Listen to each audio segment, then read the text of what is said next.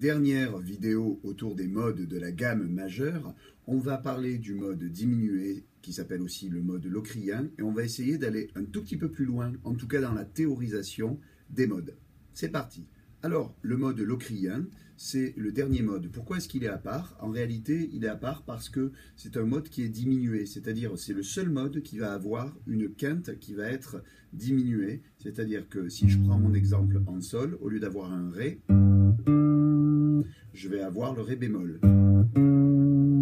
Donc ce mode sonne assez tendu, il va être utilisé notamment en jazz sur les accords 7 qui sont assez importants étant donné que l'accord 7 est un accord important du 2-5-1 mineur, donc ça on en parlera peut-être dans une autre vidéo. Et donc le mode locrien va être aussi utilisé en métal, étant donné qu'il nous permet des suites d'accords qui vont faire des...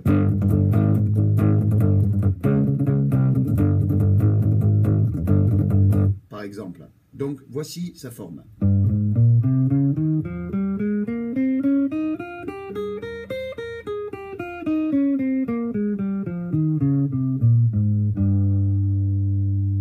Pour aller un tout petit peu plus loin sur les gammes en général et sur les modes en particulier, chacun de ces modes, donc ionien, dorien, phrygien, lydien, mixolydien, éolien, locrien, pour revenir enfin au mineur, tous ces modes donnent leur nom à la note qui est particulière dans ce mode. Donc on en a parlé un peu partout sur tous les autres modes. Par exemple, le lydien, c'est la quarte qui est augmentée. Le mixolydien, c'est la septième qui est mineure ou bémol.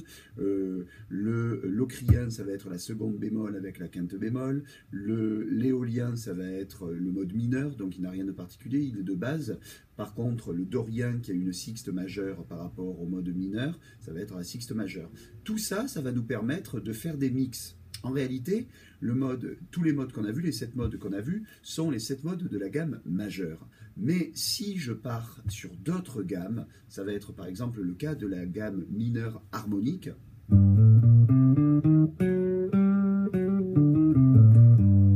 Cette gamme qui est très utilisée par Yngwie Malmsteen dans la musique classique également, qui est utilisée par Slash dans certains de ses solos.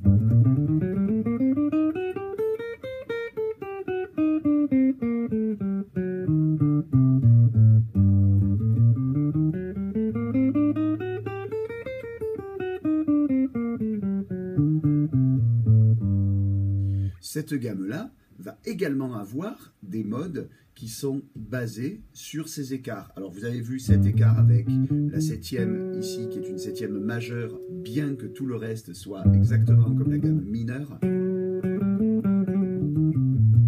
Ça va nous donner des écarts particuliers, ça va nous donner des gammes, par exemple la gamme phrygienne majeure, c'est-à-dire une gamme avec une seconde mineure, mais qui est majeure.